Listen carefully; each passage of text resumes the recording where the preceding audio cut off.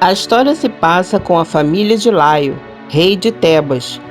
Quando ele se tornou rei, casou-se com Jocasta, filha de Meneceu. Durante seu reinado, Laio recebeu uma mensagem inesperada e perturbadora do oráculo de Delfos. O casal deveria evitar ter um herdeiro, pois seria obrigado a se livrar da criança, uma vez que ela estaria destinada a assassinar o próprio pai. O tempo passou e Jocasta acabou engravidando. Laio, apreensivo e angustiado pela alegria da esposa ao saber que teria um filho, seguiu o conselho dado pelo oráculo. Ele contou toda a história à esposa e, com seu consentimento, viu-se obrigado a dar o recém-nascido ao pastor, chefe e fiel servo do reino, para que o mesmo se livrasse do pequeno menino. O pastor obedeceu, levando a criança ao monte Citerão, que, ao invés de ser morto, foi amarrado de cabeça para baixo em uma árvore e abandonado ali à própria sorte. Porém, para sua sorte ou azar, o pequeno menino foi salvo por outro pastor que apareceu no local. O menino foi batizado de Édipo, que significa pés distendidos, levado ao reino de Corinto e adotado pelo rei Pólibo e Mérope, rei e rainha da cidade. Em dado momento, acabou descobrindo que não era filho legítimo da realeza. O jovem, profundamente magoado, partiu numa jornada a fim de consultar o oráculo para descobrir a real origem de seus pais e de si mesmo. Finalmente, o oráculo lhe revelou a verdade sobre o destino ao qual estava fadado, o de matar seu pai e se envolver com sua própria mãe. Um detalhe importante é que, apesar das revelações do oráculo, não lhe foi dito o nome de seus progenitores. Desnorteado, Édipo abandonou o reino de Corinto como impulso para fugir de seu destino fatal e para que a profecia não fosse cumprida. No caminho em direção ao norte, à cidade de Tebas, o jovem se deparou com um estreito caminho na estrada, no qual uma carruagem levando um desconhecido rei e alguns homens de sua escolta queria passar ao mesmo tempo. Nisso, Édipo e Laio se cruzaram e um desentendimento surgiu porque Édipo foi agredido por Laio e seu servo para que desse passagem para o rei de Tebas. Édipo se enfureceu com a agressão e assassinou Laio e o servo dele, assim matando o próprio pai. Édipo seguiu seu caminho e, quando chegou a Tebas, encontrou-a sendo atacada por um monstro, a Esfinge. Esta é caracterizada na cultura grega como um ser demoníaco com o corpo de leão, asas e um rosto feminino.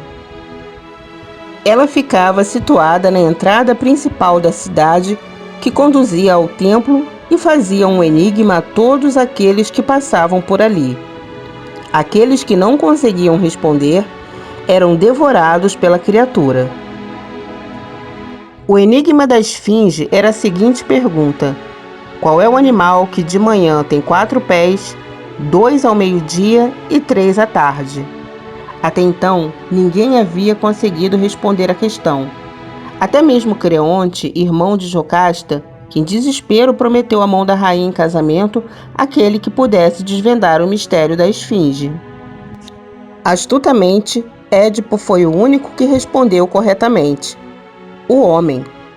Ele engatinha quando criança, caminha quando é adulto e precisa de uma bengala assim que envelhece.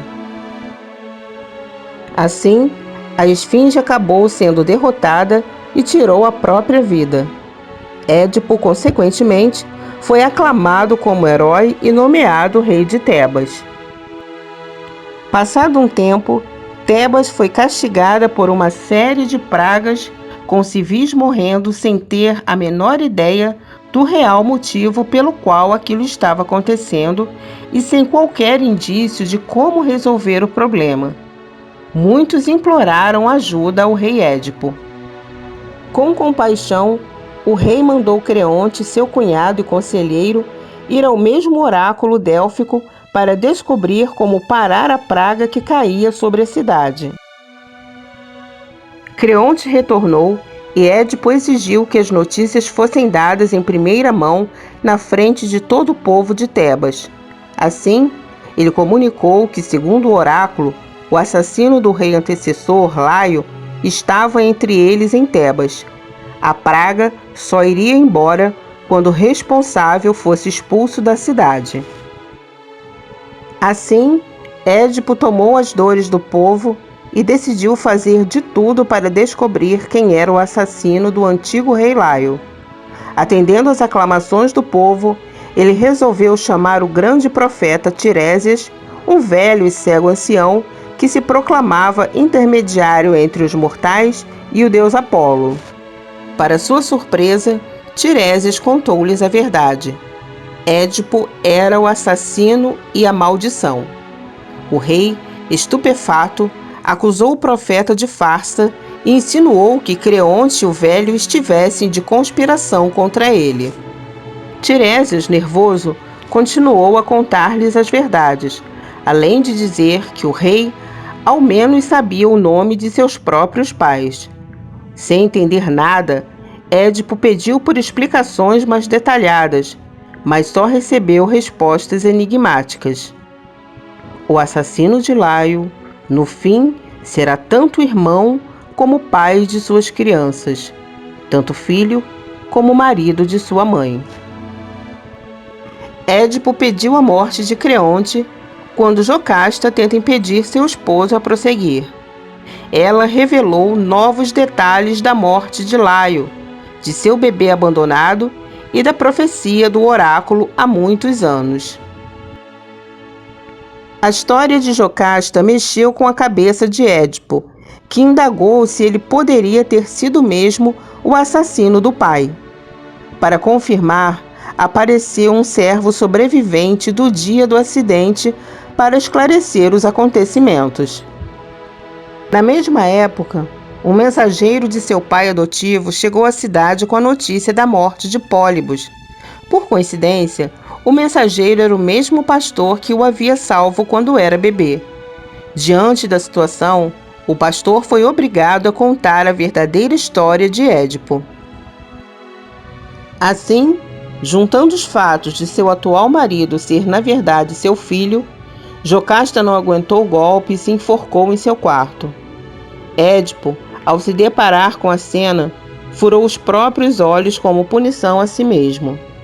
No final da tragédia, Édipo é finalmente levado para fora de Tebas, escoltado por seus filhos, completando assim a profecia do oráculo.